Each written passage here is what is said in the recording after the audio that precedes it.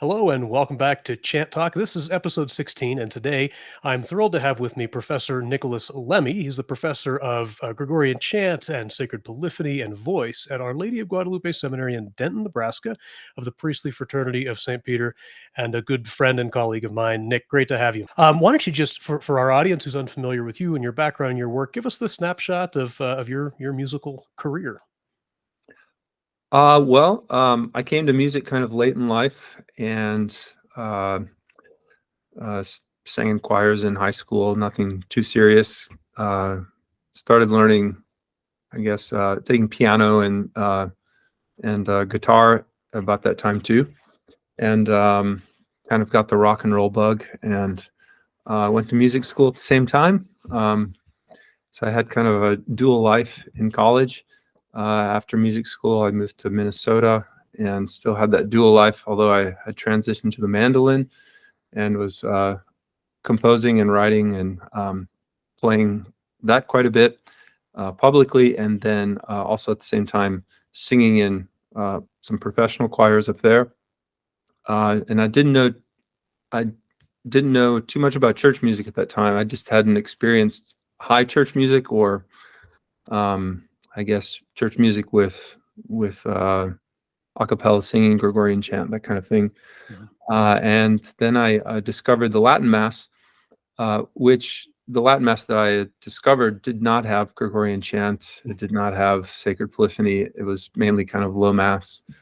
But I was still drawn to its kind of silence and beauty. So, but then I discovered through the Church Music Association of America and some other people that people were doing very high level music, kind of music that I had been doing in a secular way.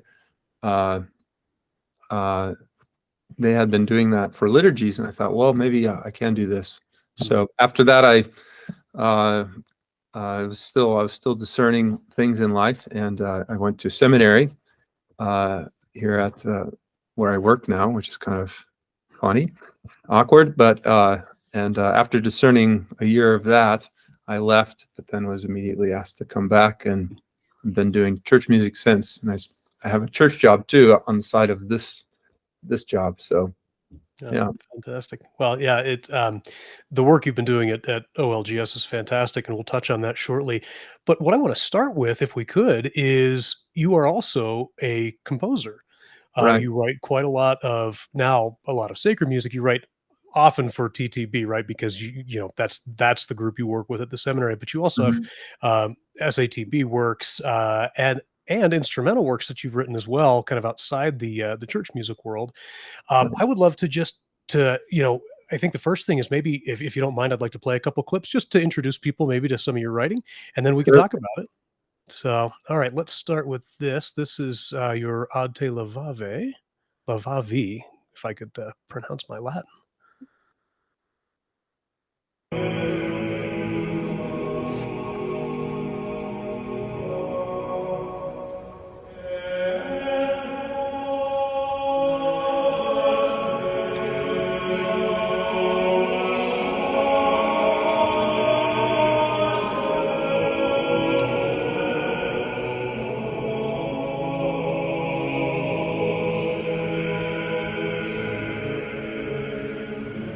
Amazing. We're going to move on to another as well here.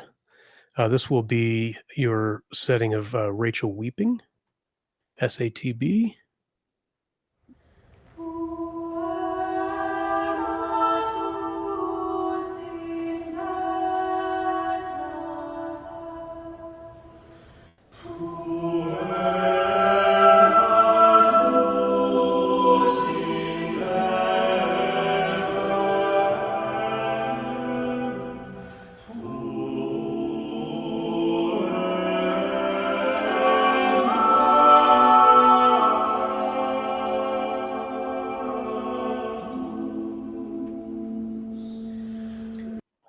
Beautiful. I'm going to throw two more clips up here just to kind of get a good little sampling of a variety of work.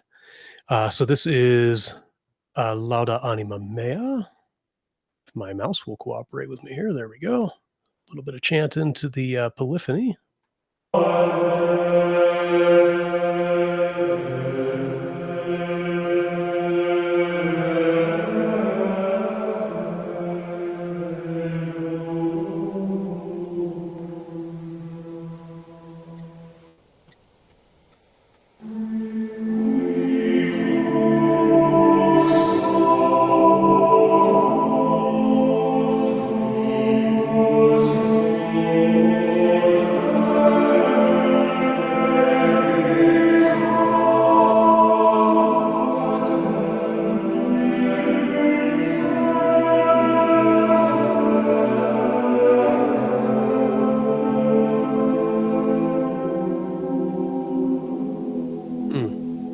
Amazing. I want to just keep listening to that, but instead I'll put a link down in the description to all of these videos and to Nick's YouTube page. You should all subscribe to that and check that out. One more here real quick. Cor Jesu caritas victima.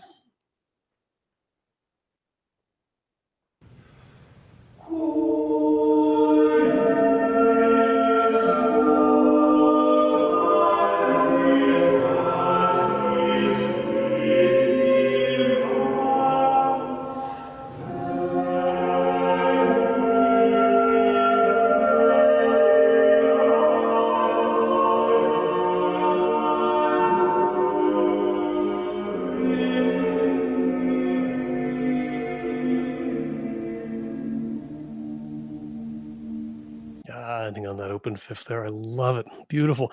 So, Nick, tell us, where do you draw your inspiration when you're composing like this? Well, I guess on a practical, from a practical perspective, just I see there with pieces like that. That last piece was for a children's choir camp I'd been doing, and I just wanted a piece that I could, an antiphonal piece that I could teach the kids, and then I could, with the adults, do the more complicated Latin bits, and then just to give them a chant, and then a simple polyphonic line they could sing on top against the other voices. So that's one place, but I guess when it comes down to the nuts and bolts of the liturgy, it would be the text, what I'm and the whatever the text is for within the liturgy. So an offertory or communion usually, and if it's for those things, then what's the text saying, and then that kind of gives me my I guess form to do what I need to do. But yeah, I think the text is really the biggest thing, obviously, and then also just kind of what function it's serving in the liturgy at that point. Yeah, So, absolutely. So in those pieces where you're doing alternatum with chant or whatever, how much of the polyphonic bits are kind of drawn directly out of the melody of the chant? It depends, but I guess for that first piece you played, it was an offertory verse that goes with the chant. So obviously it had to fit modally with that chant. So for me, I oftentimes will take the psalm tone that comes out of the antiphon, if you want to call it that, even though it's a response, but that comes out of the corpus of the chant. I'll start with the psalm tone, and I'll see where that will lead me. For that other offertory verse you played for the Easter, the Lauda Anima Mea, that I actually use the actual psalm tone in the tenor 2 voice, and it's just but it's just protracted like a cantus firmus. Sure. And then I just harmonize it with the bass and tenor 1. So that, and then I throw some accidentals in there for the cadencing on various chords. But so sometimes it's very literal out of the psalm tone, but other times it's just kind of using the beginning or something to kind of give me my motion. And then sometimes I just I don't know, I just sing the chant and then just see what comes to my mind. No, absolutely. That's the beauty of that's the beauty of the liturgy. You can you don't have to start from complete scratch. Yeah, absolutely. Almost more difficult to do that. It's way more difficult to do that. For sure. No, it's really interesting because that the way you described how you can use the chant as an inspiration, but it may or may not actually incorporate direct elements from the chant, is exactly how I tend to approach organ improvisation on a chant too, right? Like, yes, sometimes same thing as your work. Sometimes you will absolutely hear the chant line maybe in the pedal or something, and it's there. Other times, you finish the chant and you've got 3 minutes to improvise, and you just go where that inspiration takes you. Yeah, very Yeah, very similar process. I remember that you said that to me one year we were talking when you were visiting Nebraska, and you said, the more I do this, the more I just think I don't really need a lot of repertoire. I just need the Liber and just kind of some imagination.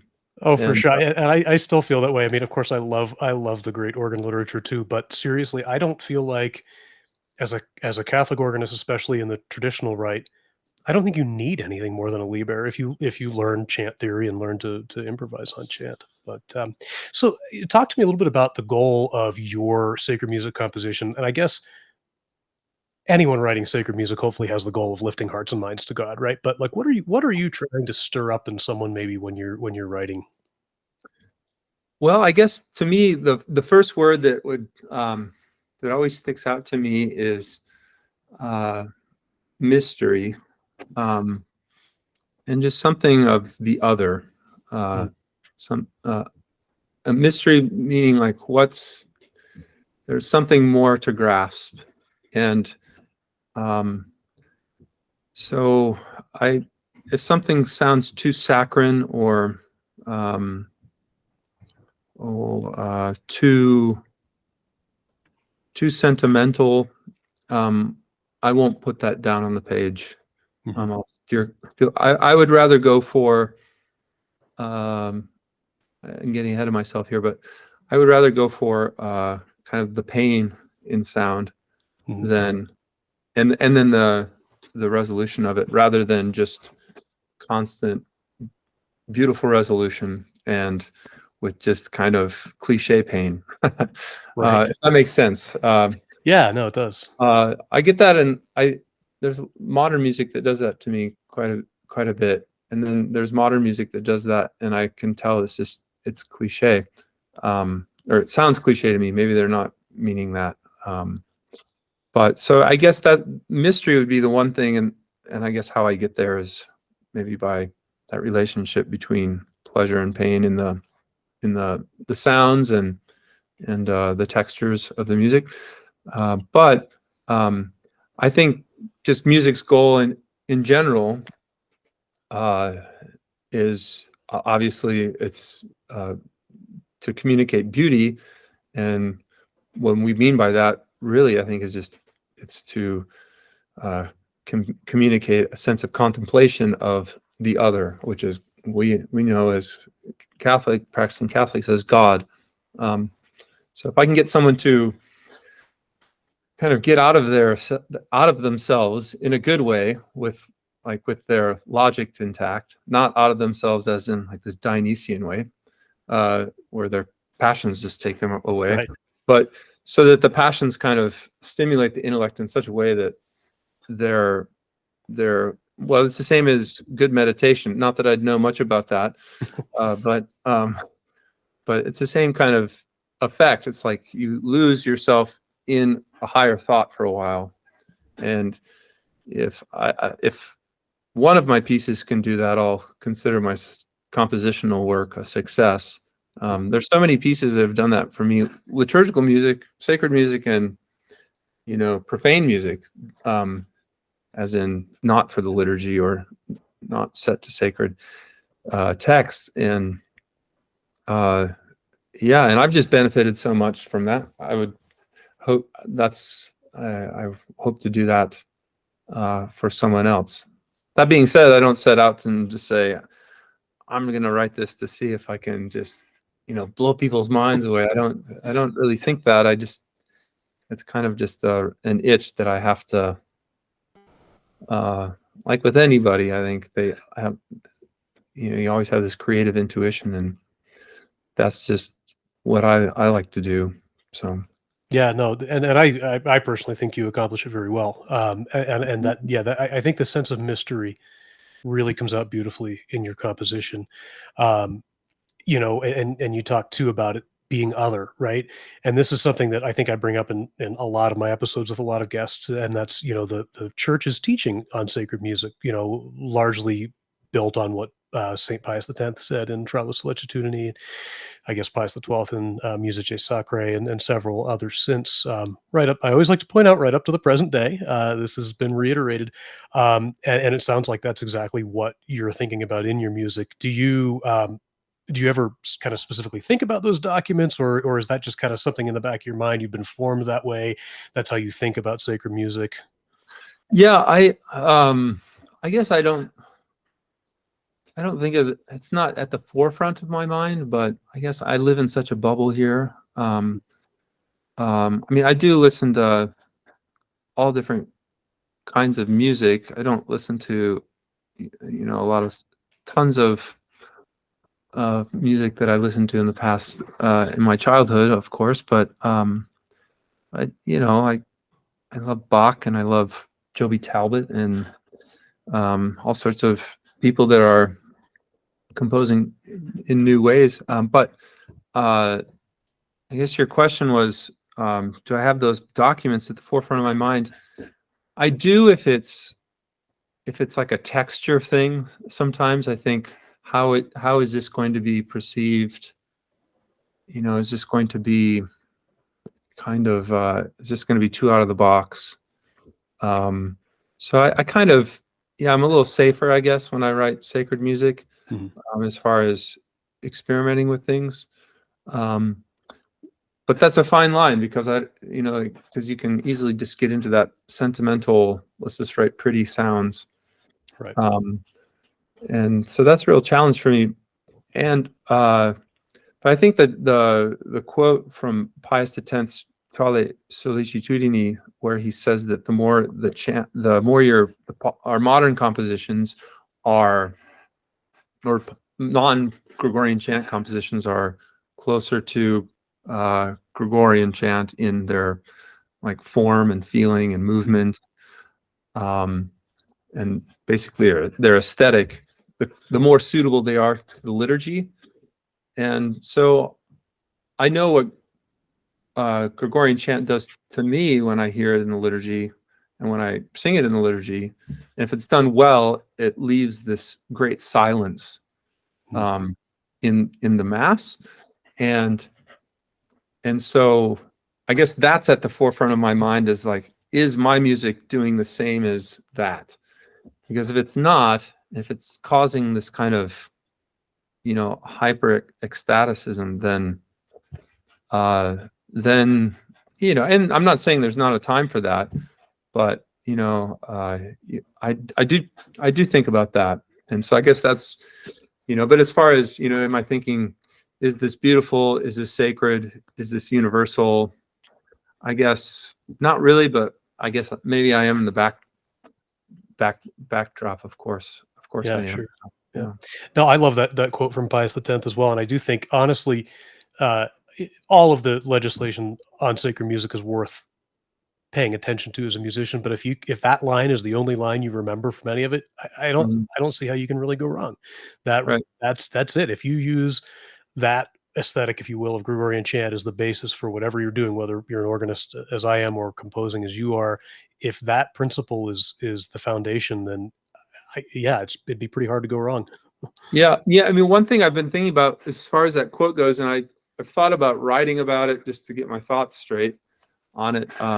But maybe it's just so obvious that I don't need to. But I just thought, what are the compositional nuts and bolts of Gregorian chant that make it do that? You know, there's the conjunct motion. That's one. And you can add some too. I'm sure there's conjunct motion. One of the big ones is the phrase structures of Gregorian chant. They're usually archic. They do have concentric, and then they do have like the Ave Regina Caelorum. They have the opposite arc. But what's so interesting about them, as opposed to modern music, is that they always land at the bottom, which is the same as the Latin word always does, a lift and a fall. And it's the same thing that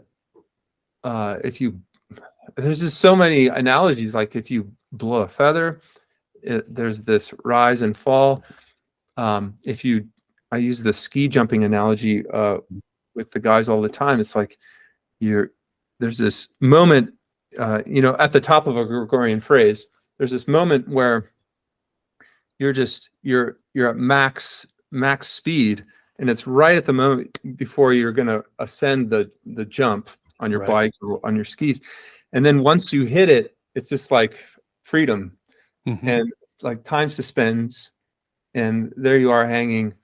And so that's part of the Gregorian chant ethos too. And so and then there's the timelessness of it. And I think that's why Palestrina and all the Renaissance masters, why Pius X says their music is so conducive to the liturgy, is because when you listen to it, you don't hear downbeats, and you hear harmonies passing, but it's so slow motion that, like the harmonic rhythm is generally pretty slow. And so it just creates this kind of, suspension and it comes down and it just lays you to bed softly. Whereas some music just kind of, which is great music, I'm not saying, but it leaves you with this, grand, I want to jump out of my seat right now and start clapping kind of feel. So that's really, I think about that a lot when I think about that quote, because there's more to be said about it, I think, too. But I think you should write about it. Those are some great analogies. I really appreciate that. That's I think that's worth writing about. So when you just practically speaking, let's say you've identified a piece of music you want to write, or maybe a text of the mass that you want to set to music. What's your actual compositional process look like? How do you approach literally getting the notes on the page? Yeah, so there's a lot of pre-composition, I guess. There's right now I'm kind of I've been asked to write a piece for this on the Song of Songs, Songs of Solomon, and I am at liberty to choose the text. It's hard to do. There's a lot of beautiful texts in that. So there's a lot of that. And then once I have the text, then it's a matter of just sitting with those texts for a while, saying them, reciting them, figuring out their form. With the psalm tones, I mean, either you're telling a story or you're telling it in antecedent and subsequent clauses. This parallelis memorem, as Dr. Mart always mentions. But after that, I've kind of got the gist of, okay, I'm gonna think, this is one section, this is the next section, this is a section, this is a phrase, this is a phrase. Then I kind of I sketch in a little notebook, and I don't use bar lines unless I'm quite sure where things are, but I usually just write in whole notes or half notes, and then I have to figure out whether I'm gonna write with half note beats or quarter note beats. Right. Later on, which is problematic sometimes for me, because I'm like, oh, what did I mean with this rhythm? But yeah, and then I take that and then I make it nice on a bigger sheet I have a bigger notebook that I can usually get quite like a good motet on one big page. Oh, nice. It's very small, but it helps me just kind of see everything. Yeah, for larger works, I mean, just having visuals like pasted to the wall is really good. But yeah, for most church music, I just write that way, and then after that, I guess I go to the computer and just plug it in like a word processor. I don't really use the computer to compose. I don't find it very natural. In that process of sketching, after the sketching is done, when I'm putting it, like laying it out as it's going to be in a score, I'm singing the lines as I translate them from one notebook to the next. So that's where the kind of I think if you're writing choral music, you need to sing every line, just to see how that's going to be for the singer. Sure. And Yeah, so that's kind of my process. Yeah, no, that makes sense. I've had a similar experience in terms of composing with software being less natural. I like to have a manuscript in front of me and actually a pencil and actually writing writing music. And Yeah, some people are really good at writing with software, and I never started that way. And um yeah, I feel like, and I feel like I could always improve with my skills as to writing paper to pencil, just right on my head. Mhm. Yeah, Um, but yeah. yeah. So you talked a lot about mystery. Are there any like compositional tools or harmonic devices that you kind of keep coming back to help create that? I mean, I know there's way more to mystery than just what notes you might be singing, but are there any like motifs or ideas you just kind of keep coming back to? Yeah, that's a really good question. I don't know. I'd have to go. I Study your really own can't scores? tell you. I mean, I mean, I do know, like, or my wife says it more. Elizabeth says, like, oh, I can tell that's you. I can tell you wrote that. Or my students sometimes my students are way off. Like, no, I did not write that. But sometimes they give me way too much credit. But but yeah, I'm sure that I don't know. Like, I love writing chromatic chords. Mhm. Uh, that m- that move in half steps or Mhm. off the tonic. But that's kind of tricky to do for me sometimes because the part writing rules. Right. Um, but I like that sound. I like the Eastern sounds, of course. I think um, of the Byzantine East. Mhm. Um, I like that. Yeah, as far as other things go, I'm always with church music. I'm always interested in texture, like, is this going to be polyphonic, monophonic, homophonic? Mhm. How are we going to like make this interesting? Um, and I'm trying to make myself write more contrapuntally, Mhm. um, without sounding like I'm trying to imitate Palestrina Right. or Victoria, because Oh, some people can do that, like a textbook. But then, it's just kind of, I don't know. I don't know if there's a right analogy for it, but I don't want to do that. I want to do that with a sense of modern harmony. mhm. Um, so yeah, I don't know. I can't say that I can pinpoint anything that any specific technique. I've been messing around with ostinato Hmm. a little bit lately with some things. That's kind of, I remember reading about Stravinsky. He used ostinato, and some people would say, "Oh, duh, of course he used that." But if you were to listen to like his Rite of Spring, um, and say, "Oh yeah, I know that's an ostinato," but Mhm. there are several ostinati that he's using in a like in a counterpoint way, like in a Wow. polyphonic way. So you don't Right. they're so protracted, you don't even realize that's an ostinato in that Right. instrument. Yep. And so I think that's really cool Yeah. how he did that, and you don't even hear it because usually ostinato, you just think of like you know like a Pink Floyd tune or something, dum da da dum dum dum or something. Yep.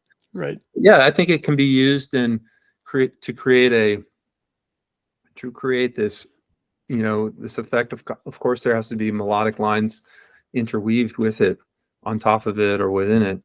But that's one thing I've been at. And then of course the drone is always, that's probably one thing that I just love. I'll never get tired of. I think is just drones with beautiful melodic lines. I mean, Absolutely. Yeah, you so cannot go wrong with that. yeah, Absolutely. Yeah. that's I like that. Yeah. Yeah. So who else is writing great, music these days in the sacred music world? Who do you appreciate? Well, in the Western Catholic world, I mean, I think there are certainly composers that are uh, becoming household names in a lot of Catholic musician circles and even Catholic households, like the Frank LaRocca's, the Mark Nowakowski's, the Daniel Nags.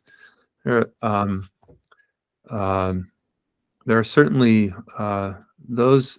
those guys that Kevin Allen Mhm. that are writing in that style and in their own style too, and in a very beautiful way, very fitting way for the liturgy. Um, I have much respect for them, and I guess for other James McMillan, I mean, he's kind of the heavyweight. He has so much experience and just kind of clout um, as being such a seasoned composer. So I listened to some of his music. There's Ivan Moody, who's kind of a more, I think he's like a Byzantine priest, perhaps, or something like that. But he just has some beautiful music. We've done one of his pieces at the seminary, from his Song of Songs, Surge Amica Mea, that I arranged for the men. That's quite lovely. And I mean, Arvo Pärt, he says that, I mean, aside from his Berliner Mass, he's really not, he says his music really isn't for the liturgy, but but certainly I think it has many of those attributes Yeah. of what we've been talking about, of the sacred and the beautiful and the universal sound. So yeah, he's probably I mean, he's still alive. I still need to write him, but I would say that he is probably my biggest mentor, even though I've never met him.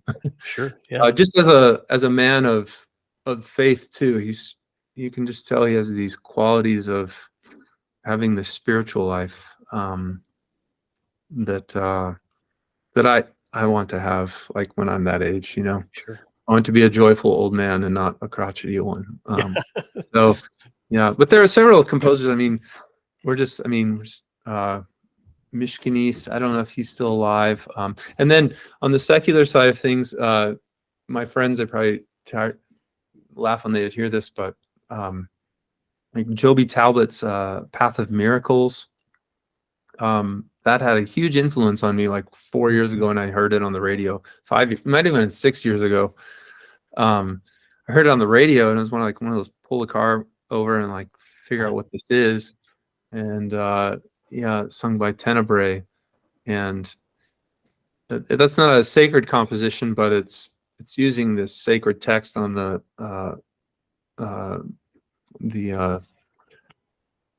St. James, the Santiago. How can I think of this pilgrimage in Spain? The Road to Compostela. The Camino de Compostela. There you go. And it sets all of these beautiful texts. I forget who the librettist is. Man, it's a really neat choral work, 60-minute choral work. Wow. So yeah, that's a few composers, I guess. No, that's great. It's so encouraging to see so many good composers writing today. You know, I mentioned this also in the last episode.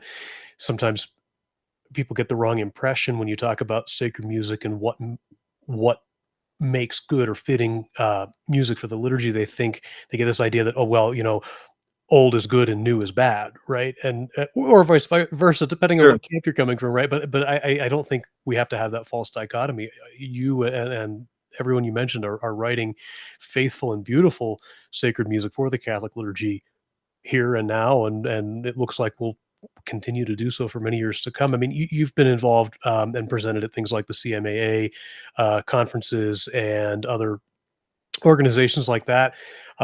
It's funny you mentioned that you kind of live in a bit of a bubble, you know, where you are there, which I suppose is true, right? You're at the FSSP seminary doing sacred music there, and at an FSSP church doing sacred music there. That's definitely a different type of a job than, say, an average parish musician in a suburban parish. However, from what you've experienced and seen out there in the wild, so to speak, what's your general sense of the trajectory of sacred music? Because I think it went through its dark night, if you will, in the 20th century, largely.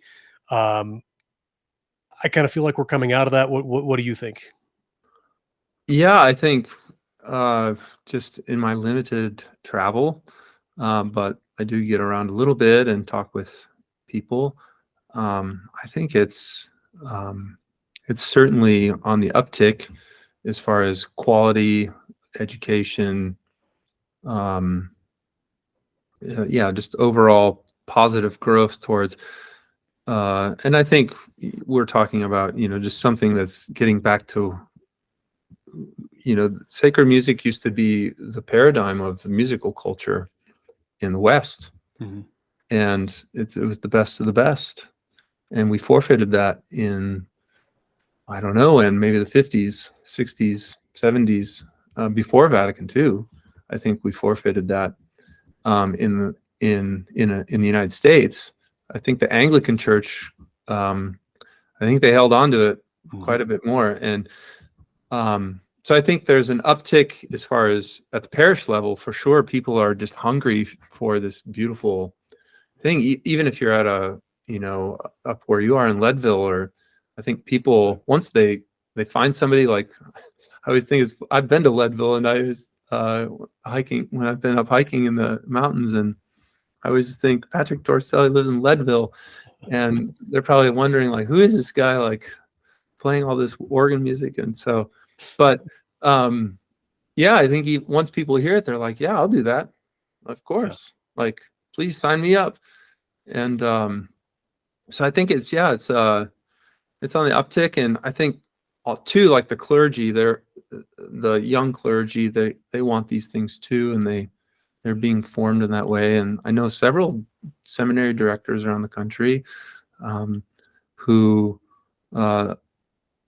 are wanting this too, and so they're educating their rectors are on board with them. They've hired them, and for the most part, and so I think it's a positive thing. And then also too, I think on the secular side of things, you have this choral renaissance that's happening.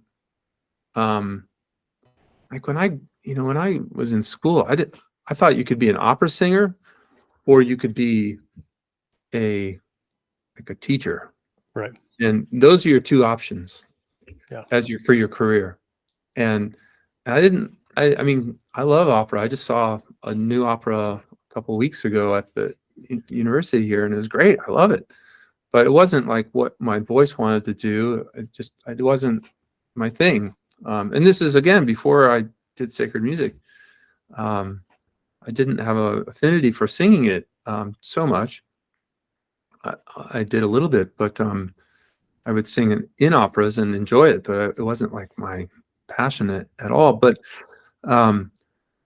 now, like, I'm thinking of like the music degree program at Yale, the early music program, or down at KU, the sacred music program there.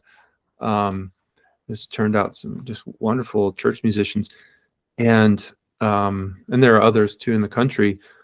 But I'm just thinking, and then all of these great vocal groups that are doing all this great repertoire in England, especially.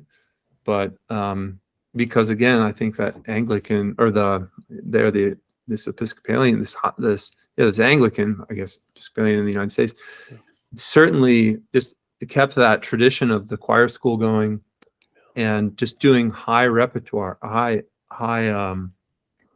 church repertoire, and now we're seeing a resurgence of that. And there's so many composers over there that are just composing beautiful music. I'm really, if I were in my 20s, I'd be over there and not playing in rock bands. But right. So yeah, I think things are looking good, and we're gonna have like a great repertoire, like in 100 years. And I think our job too in the United States is to of course, support that, but also just try to get our churches up to snuff so that we can perform this stuff. Sure. So by education, and there's so many great programs. I mean, you just think about it online, like, there's the CMAA, there's Corpus Christi Watershed, there's they do their music conference out in LA, and there's others I'm forgetting, but I mean, there's so many great things going on, and opportunities, and CPDL, and like, I mean, there's just all, yeah, there's just, I think there's lots of great things going on. Jenny Donaldson out in San Francisco, the Institute of Sacred Music there. Yeah, so I think it's looking good. Yeah, no, that's been my impression as well. But I always like to hear it confirmed, by others out there in the music world. Mm. Let's turn a little bit and talk about your work at Our Lady of Guadalupe Seminary. What courses at this point are you teaching actively at the seminary? I teach first year chant, introduction to church music. That's 3 times a week, and I separate that to guys that can sing and guys that can't sing, kind of. And then I have a second year class that meets once a week. They kind of are introduced to singing the epistle, but a lot of it's just review of singing the office, because that's when they get tonsured and put in the stalls. Mhm. And then the third year is, yeah, and so the second years they learn all the lesson tones, the prophecy tone, epistle tone, and ancient solemn tone, and the solemn tone, the more ancient tone of the parts what they'll have to sing in their next year, in the third year, and then when they're ordained lectors. And then in the third year, it's the guys that are still needing help. They go to that class, and we do a little semiology in the third year. It's just once a week. I at least teach them how to read the Gaul notation, and then and I'm trying to teach directing along the way, but at the same time, I'm trying to teach the guy that can't sing, like a ferial antiphon still too, to sing, just in tune and sing a psalm verse on his own. And then in the third year too, we talk about just kind of some, we go through the Dom Joiner's Chants of Vatican Gradual, and kind of I just give some like musical exegesis on the chants for each Sunday, as much as time will allow. And then after that, I have the deacons, and they just learn how to sing everything in the Mass that they haven't already picked up on. So not the epistle, because we've already learned that, but basically everything else, the Exultet, the Passion, and the Passions. And yeah, we kind of talked about some practical things in the deacon chant. And then I have Polyphonic, which is open to 2nd to 6th years. And that just meets once a week. And I only direct liturgies here for ordinations, so like 5 times a year, and for special occasions. But usually I have an assistant director who's quite competent, usually has some knowledge of directing before he comes here. But it's not all the case. Sometimes I've had guys that have learned how to do beat patterns when they're here. And but I always rehearse them, and then just kind of set them loose. They don't sing that much for Sunday to Sunday. And then we have community chant 3 times a week. So I've now only do one of those, thankfully. And the seminarians, my assistant directors of the scholas, they do the other 2. And I'm trying to think of, and then I have a whole bunch of individual lessons, basically with guys that couldn't match pitch when they got here, or they can't match pitch. And how do you approach that? What do you do with those guys to help them along? It's a tough road for them and for me. But I think they have to really put in their time with a piano and with recordings. But I guess maybe 8 years ago or 7 years ago, I finally got some education in ward method, and I started using that with them. And that's been it slowed the curriculum down in the first semester a little bit, but man, that's a real game changer, because it not only teaches guys to like match pitch, but you do these intonation exercises at the beginning of, I do them at the beginning of class, and it just helps with their audiation and just figuring out where their singing voice is in their head. And with the green stick and red stick, and there's several good things about it, but I do not the word method completely. I just use some of its tricks, and that's really helped the guys. And then we always solfege here. That's, I mean, when you were here, that was the case. Yeah, I really need to redo our solfege packets to make them more modal, but yeah, those solfege packets are key, I think. Just if you can get guys to sing a diatonic scale and tune, that's kind of half the battle. Everything it falls into place kind of after that. And they hear so much. I mean, we have 3 sung masses a week here, and they sing the office, the Vespers, they sing recto tono for the morning offices, and then for the evening, for the Vespers and Compline, they sing with the actual notation. So they're just hearing these tones go by so much that I think if they can just figure out how to use their voice, then it's kind of part of them after a while. So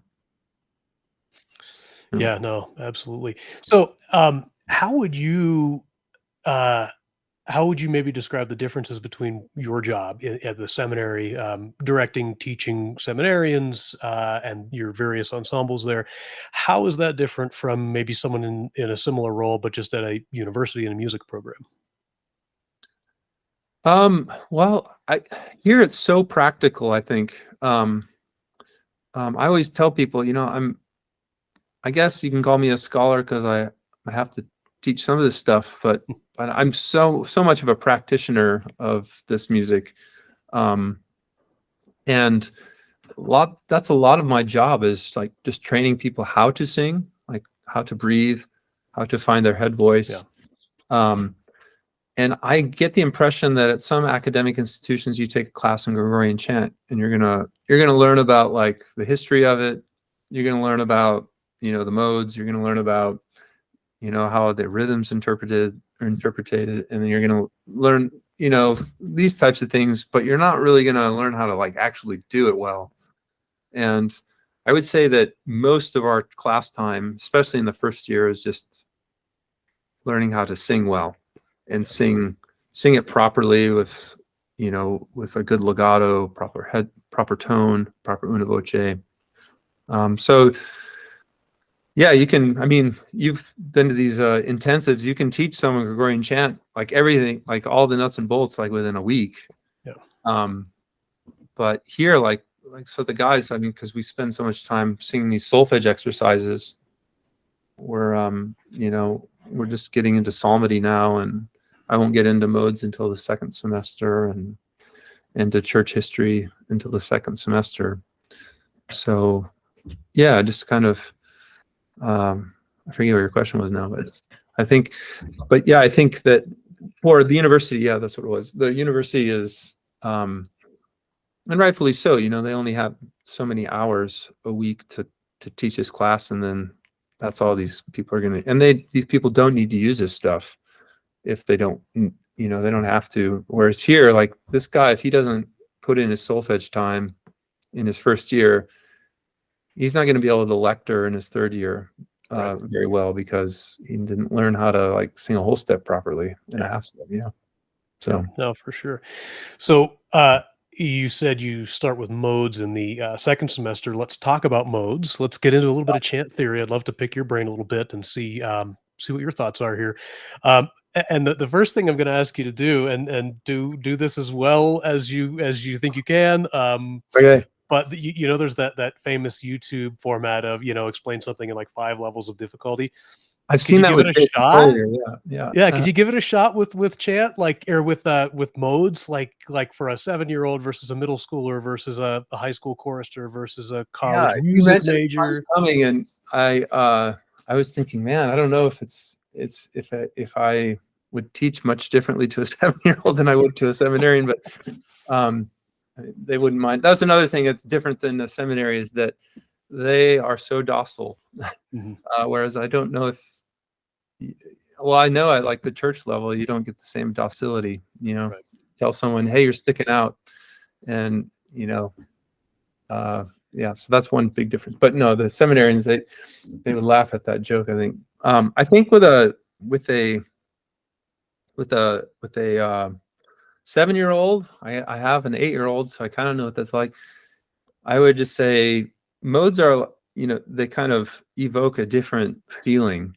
They're a way that you can sing the same kinds of notes in the same in different ways.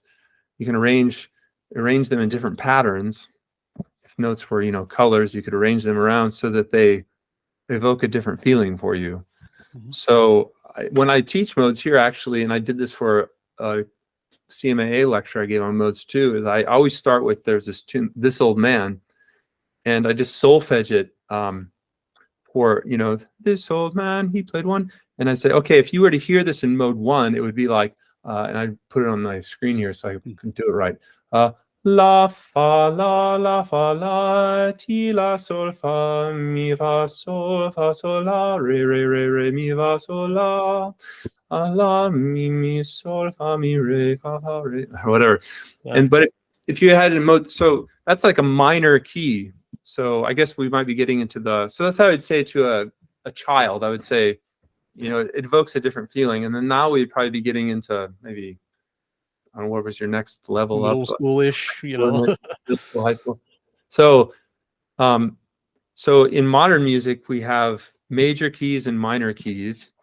And that's kind of how we just all thought to think. Like there's, tum pum pum pum pum, or there's pum pum pum pum pum. But with modes, there are even more colors than that. So if those are two primary, there's even more distinctions between those minor and majors. So you have more color. So again, with that This Old Man analogy, you could have a minor with that minor third relationship from the bottom note.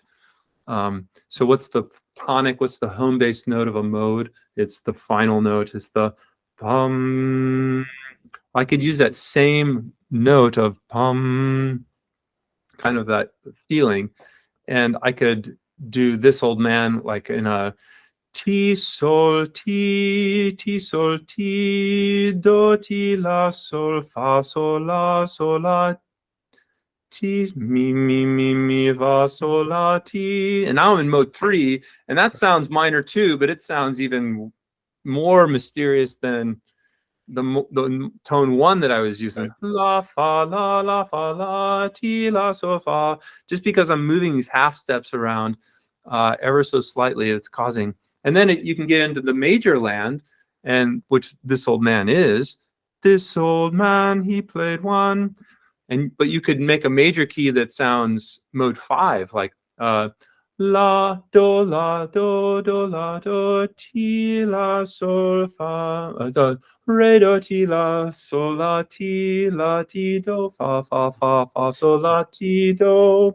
Yeah. And now you're like, okay, that sounds like This Old Man because that's major, but there's something in there that's making it, kind of making your head turn a little bit, like what? So that's the beauty of modes, I think, is that they can give you more color by arranging these whole and half steps around, even though the tonic note is staying the same. And then if you were to go, I guess, to the high school, college, early college student, well, then I would probably get into, like the definition of a mode. It's hard to define a mode, really. I mean, but I kind of wrote a definition out a while ago. So the mode to me is like a way of arranging certain tones so that some have more prominence than others. And so then, and what are those tones that have more prominence than others? Okay, there's the home bass note. It's the tonic note. We have that in modern music too. Something, that has some kind of closure when you find it at the end of the music. Okay, it's your one chord, whatever you want to call it. So that's tonic. And then there's the second most important note, which is the 5th, usually in the authentic modes. And that it's rooted in nature because it's, a fundamental, the harmonic series. You have, if you divide the Pythagorean string monochord into a half, you get an octave, And then if you divide it into threes, your next three against those two notes that you just did. So now your box is divided into threes. Well, that's your perfect fifth. And that's the most consonant interval that's different than the octave note. And so that's where we get that's the dominant note. And that's the note that has a connection to the tonic note, but at the same time has our ear wanting to go back to tonic. So I would say, look, the tonic note to the guys, I'm like, the tonic note is the shire. That's where, we're feeling good, drinking beer, shooting off fireworks. And then the dominant is kind of like the journey, where Frodo leaves the Shire and he knows that it's back there, wanting him back there, and he wants to go back to that. And, and then, once you get to Mordor, that's like when you're getting into other modes or something. You've transposed for a little while. Exactly, modal mixture, but you still have this connection to the Shire. But so, yeah, and I mean, there's so much to be said about modes. Like to a college student, I guess they would want to know, about these modal modulations. How does that happen?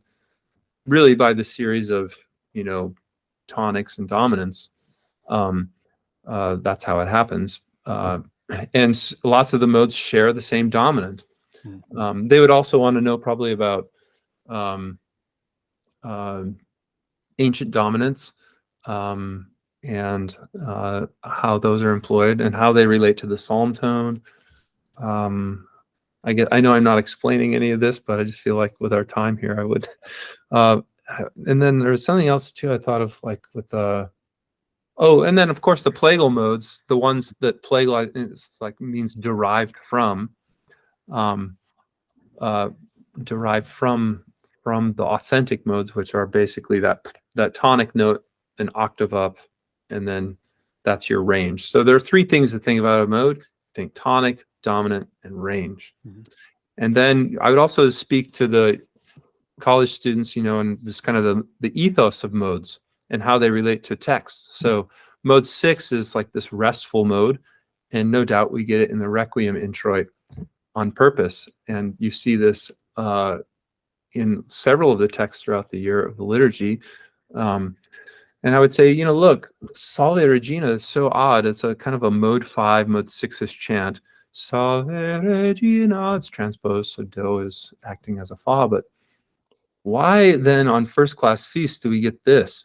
Salve. And we get this kind of minor sounding salve. And so the modes can kind of give us insight into the church's thoughts, like, no. If something's minor, it doesn't mean it's sad. It just means it's more grave, and like we're really going to sit down and pray now. Like, so that's tone 1, and tone 2 is sorrowful, and you get it for the De Profundis. De Profundis, and tone 3 is mysterious. You get it on the the Pange Lingua, because the Eucharist is a mystery, and mode 4 is perfection, and mode 5 is like the scintillating happiness, and mode 7 is like this joyfulness, and mode 8 is the cool one as far as I think in the liturgy, because you get it if you look for it. I don't have time to get into it, but if you look for it, it's used as kind of like this resurrection key. And like if you at least this is my only theory, you look in the Gloriari of Lent 1, and then you get it in all the canticles. You get it in the Absolve of the Requiem Mass. There's this little motive that repeats in those formulas of those chants. They're all in mode 8, and it's almost like the mode and the composer who's using this little motive is saying the 8th day is the day that we're going to be in heaven. Like, the 7th day was, the restful day, but the 8th day is that's the one where the resurrection happens. So, and I really love that thought. And I'm sure I'm not the first to think of that. I think it's in art quite a bit, like it's the rule of 8 or something. But Yeah, so I guess I don't know if that's, man, I think to do that, let's explain this in 4 levels is really hard. It is. Yeah, it is. No, that's great though. And so there's so much richness, in modes. Let's turn a little bit to rhythm. Oh, sure. I'm kind of curious, it's funny how much people can debate and even get kind of red in the face and mad at each other over something like Gregorian chant rhythm, but I've seen it happen, right? So Yeah. to boil it down in the most basic terms, you have like the folks who subscribe very much to the Lemme school of thought in terms of interpretation of chant, and The then you kind of have traditional, yeah. yeah, and then you kind of have the semiologists on the other hand. Um, if you could kind of first of all explain what each of those is, just basically, and then I guess I'd kind of like to know your thoughts on what do you like to do at the seminary, what do you think would work best in a professional schola, but then how might you approach just your average parish schola who has really no musical formation but wants to sing chant. That was a lot baked into one thing, but take No, that no. where you want. No, I think those are really good, good questions. And yeah, I mean, if one thing you're going to notice, you're not going to notice discrepancy really in the melodies from parish to parish, but you will notice a discrepancy in rhythmic interpretation. I often thought about like what makes the way we sing chant here different, like from say when I go to a conference or and there are some things there. But I mean, we use the traditional Lemme method here, just as a full disclaimer before I begin the answer. But because it works well and the results are good, so that's where I kind of like whatever result. If you can get good results, like a legato, univoce, chant that doesn't sound too stodgy, and that has some life to it, and that doesn't sound too, I don't know, it doesn't sound too ecstatic, but at the same time has this life to it, then by all means, do whatever you got to do. I once saw a semiologist and a traditional Slemist pitted against one another, like on purpose, and they were discussing Gregorian chant phrasing, and they were coming to the same conclusion. They were just coming to it differently. Right. And so I guess for your audience, or just so for us too in our discussion here, I see the traditional Lemme method is that follows Dom Maccaro in the understanding that when the words end up having more musical notation to them per syllable, more than one or more than two or more notes, the music takes on its own rhythm, and the words becomes subject to the melodic notes. Whereas I think it's kind of, and then the other interpretation would be of non-traditional Lemme, although I think is that the words always reign supreme as far as the rhythmic interpretation. And again, some people might differ with that. And then semiology is like this term is basically the study of the signs of the neumes. And by neumes, we think of neumes as like the pedatus and the clevis. Those are in the square notes, like in their Vatican notation. But semiology is looking at the neumes before they were written down on the 4-line staff. So they're notes that are written.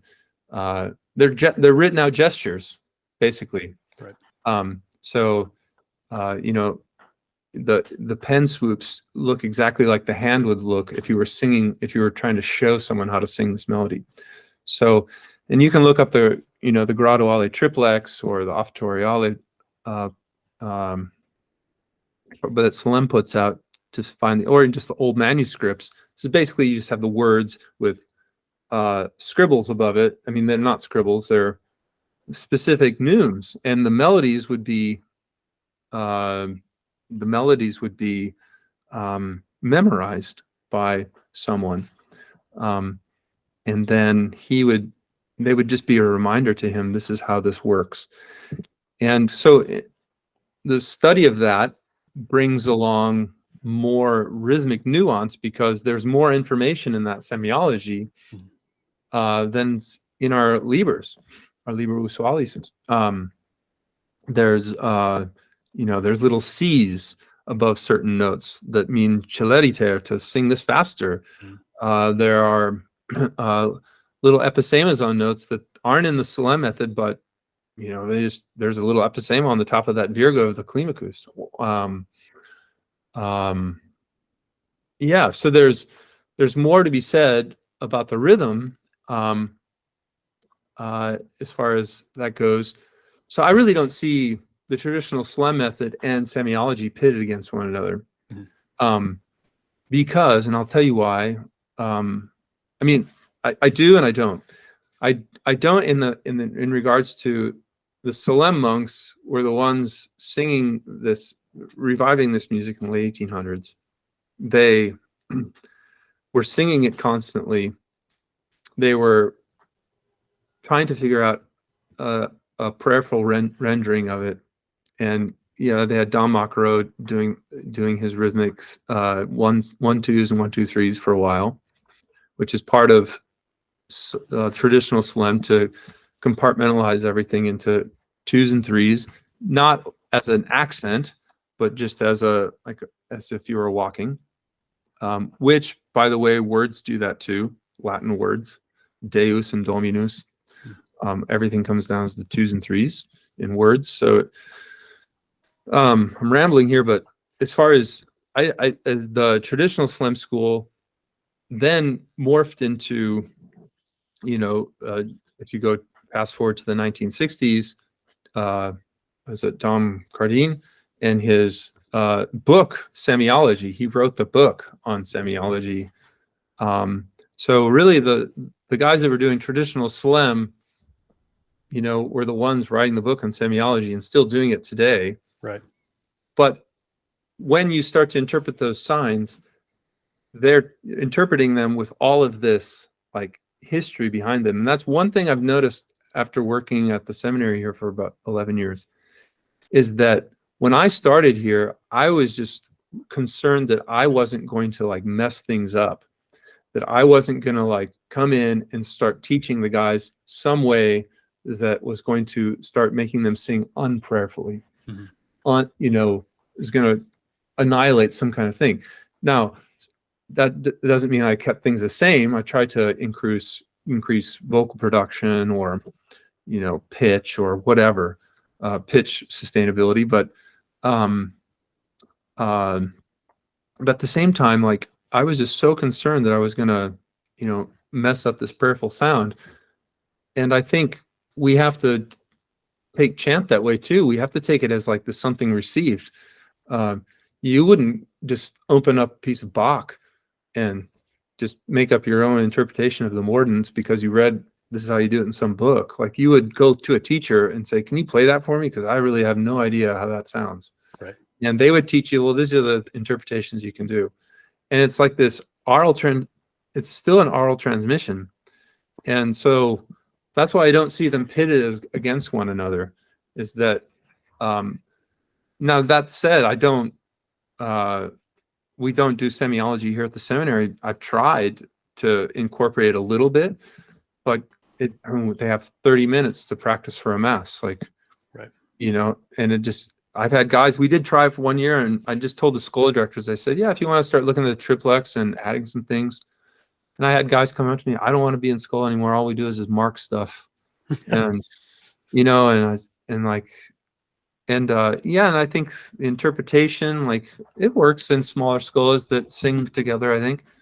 But I think you have to have that understanding of this is how rhythm works, whether you're singing chant or not. That's the other thing too, is with semiology, I find that oftentimes there's an episema that's not marked in the Liber, but it's in the semiology. I'll find that, well, yeah, that's just being musical. Of course you're not going to rush there, because that would be amusical. Right. Rhythmically, to put no rubato there would be like being unmusical. Yeah. And that's a thing too, to remember that chant is elastic in its tempo. It's not, and I think that's a misinterpretation of both sides. Some people think the Lemme school is like compartmentalizing the music in this kind of like 1 2 1 2 3 meter. But I don't see it that way. I just see it as,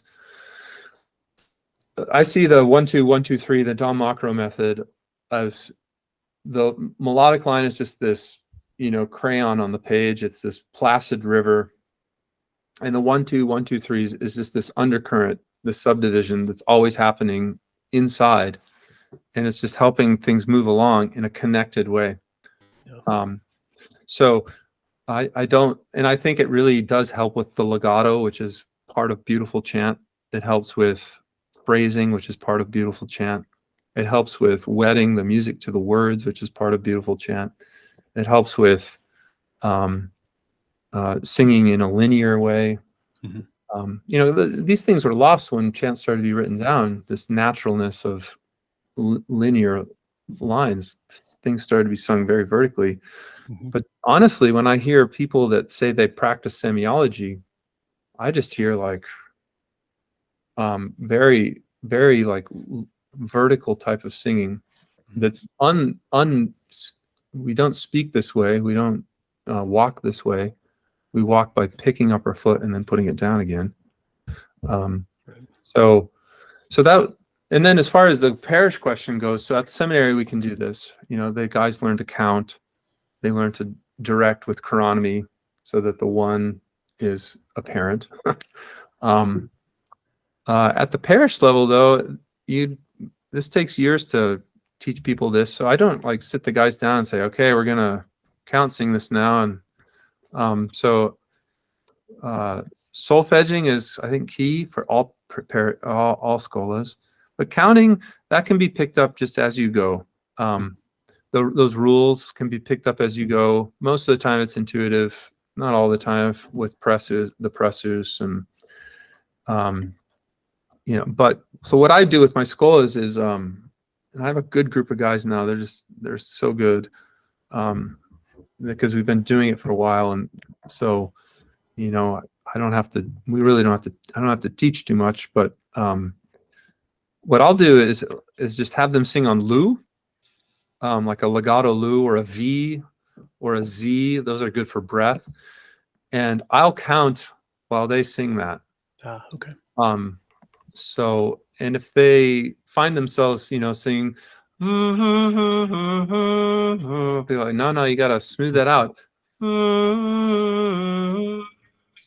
And I'm just counting 1 2 1 2 1 2 1 2 1 2 D.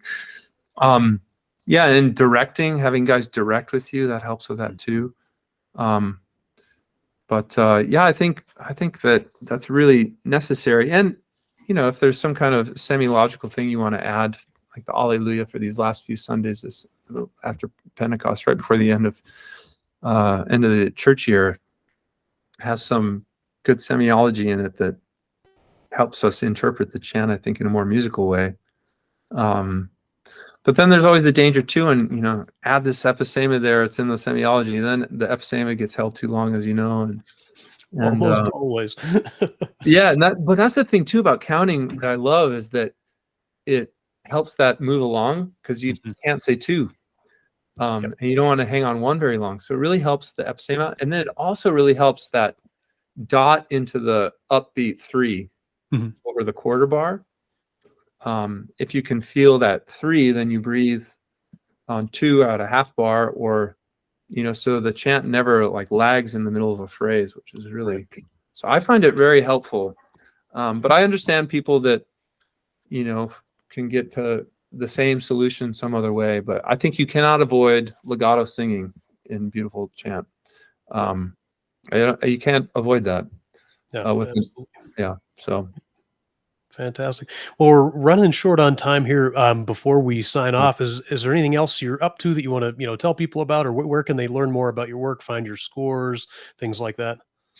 Yeah, I mean, my webpage, I guess, is probably the easiest place to find what I'm up to. Subscribe there. I send out a newsletter like once every month, once every 2 months, and called the Buffalo Rome newsletter.